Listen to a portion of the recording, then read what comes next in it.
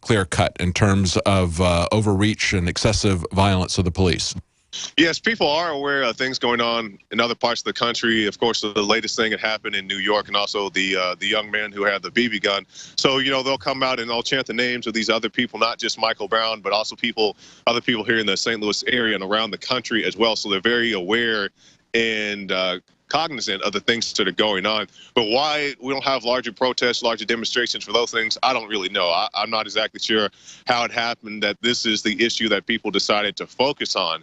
Mm-hmm. There have been media about these other events as well, but this was the kind of the catalyst that got everybody together to focus on the situation. Like you said, there's a lot of things that they're keeping from us as far as the particulars of this trial, but the things you mentioned, the Walmart shooting, the guy who got shot in New York in the stairwell, there are other more definitely clear-cut examples, but why it came to this, I'm not exactly sure.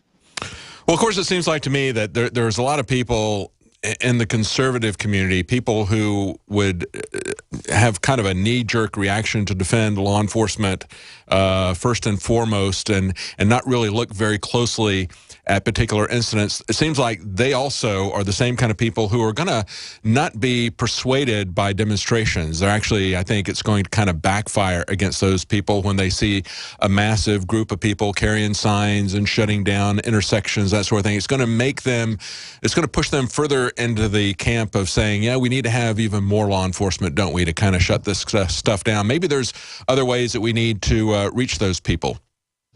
Well, the thing about it is, David, whether it's police actions or military actions, they think if you're wearing a uniform, a lot of people, anything you do is, on the up and up. But that's not the case. We've seen some horrific things done in war theaters. We see horrific things done on our streets here in America, growing the opium overseas, all kinds of things going on. So I'm not one of those people who think, just because you're a uniform, everything you do is in the right.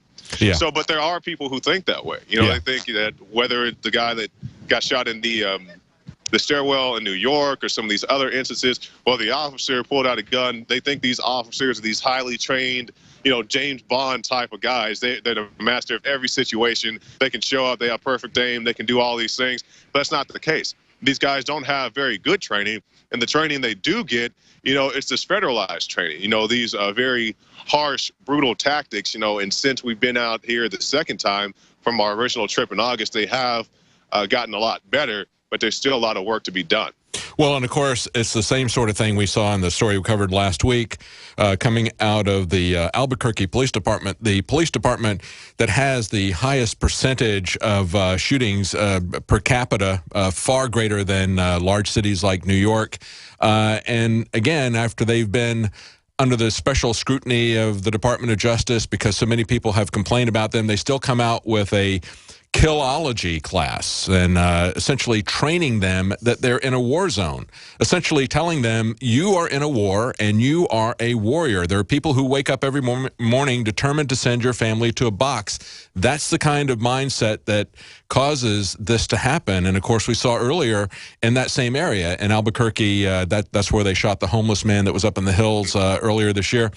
We also saw that they had instituted what one person at the New Mexico Police, an instructor at the New Mexico Police Academy, said was a shoot-first curriculum. He refused, this veteran instructor at the police academy refused to teach that curriculum, calling it a shoot-first curriculum, and they fired him because of it. They were not going to change the curriculum. So we see this being pushed, and yet there's so many people, I think, that are still just mindlessly supporting anything that law enforcement does, not concerned about establishing some outside oversight or some rules of engagement. I think those people need to be reached. There's a number of ways that we can reach people. I've heard callers call in. They're concerned. They don't feel like we're making headway, but I do believe that we are making headway in the information war. I think demonstrations are a part of it. They will appeal and change the minds of some people.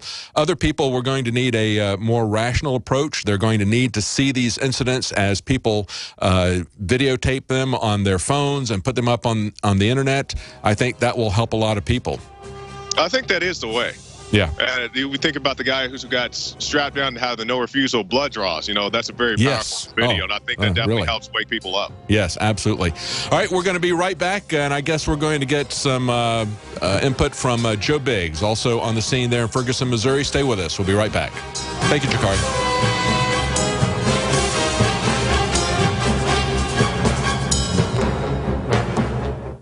Are you happy doing your laundry with perfume detergents that irritate your skin? Are you happy washing your hands with stinking fragrances that gives your skin rashes? Are you happy paying new, higher prices for smaller boxes? Find your happiness today with our 1 to 4 year supply of pure soaps or our 1 to 2 month sampler with bar soap, shampoo, laundry, and dish soap at 5starsoap.com. You deserve the best. Happiness is 5starsoap.com. Hey, Boomer! I learned in school today that 60% of our bodies are made of water. Good thing we have the Berkey system. It's the cleanest, best water ever. Mom says it's because the Berkey's filtration system cleans out the bad stuff and leaves only pure, delicious water. I know, right? You love it too. Yeah, I'm thirsty too. Let's go get some. Get Berkey clean water by calling 877-886-3653. That's 877-886-3653. Or visit goberkey.com. On the average, Americans work between 45 to 50 years, hoping to build up enough wealth to retire and live out their golden years. Unfortunately, with taxation, the rising cost of food, energy, housing, and medical, many retirees are forced to live below the poverty line. Is this a flaw of free enterprise, or is our monetary unit we call the Federal Reserve Note forcing us into perpetual debt, ensuring inflation and higher taxes? These questions and more can be answered by reading G. Edward Griffin's book, The Creature from Jekyll Island. Congressman Ron Paul states it's what every American needs to know about central bank power. A gripping adventure into the secret world of international banking cartel. Hi, this is Ted Anderson. I will give a silver dollar from the early 1900s to anyone who purchases this book. Call 1-800-686-2237 and order a copy today. It's critical that the public be made aware of the system. Call and order your copy today at 1-800-686-2237. That's 1-800-686-2237. When cells become toxic, they die early and aging sets in. No one has put together a formula that focuses directly on brain health, nerve growth factors, and optimizing your cellular energy at the same time. Just one of the key compounds, BioPQQ, is backed by major clinical studies. You want the best that's out there at the lowest price anywhere? We now have the synergistic solution. Secure your DNA Force today at InfoWarsLife.com or call toll-free 888-253-3139. The average person's life is filled with unexpected challenges. Unlock the energy it takes to defeat these daily beasts with Super Male or Super Female Vitality, specifically designed to assist the body in regulating proper hormone balance to create superior vitality in males and females. Supercharge and conquer your world at InfoWarsLife.com or call 1-888-253-3139. Hey everyone, my Ghost 80% AR-15 project was a total success. Thank you, Guns80.com. Thank you. I bought my Ghost AR-15 at Guns80.com. It's everything I expected more. Just got a note from my buddy Mark, and now they're having a huge Black Friday and a big Cyber Monday sale. Guess Christmas is coming early this year. I'm definitely ordering one for my brother on Black Friday because the price drops to $400. Yes, I did just say that. $400. Unbelievable. At Guns80.com, the big sale is on. Begins Friday, November 22nd, and ends December 1st. So hurry now. Sale prices for Ghost ARs again, $400. Black Friday will be a good day. Get your Ghost AR-15 at Guns80.com. Sale is on right now at Guns80.com. That's Guns80.com, guns and the number 880.com. Happy holidays and Merry Christmas to everyone from our good friends at Guns80.com. The big sale is on. I'll see you there.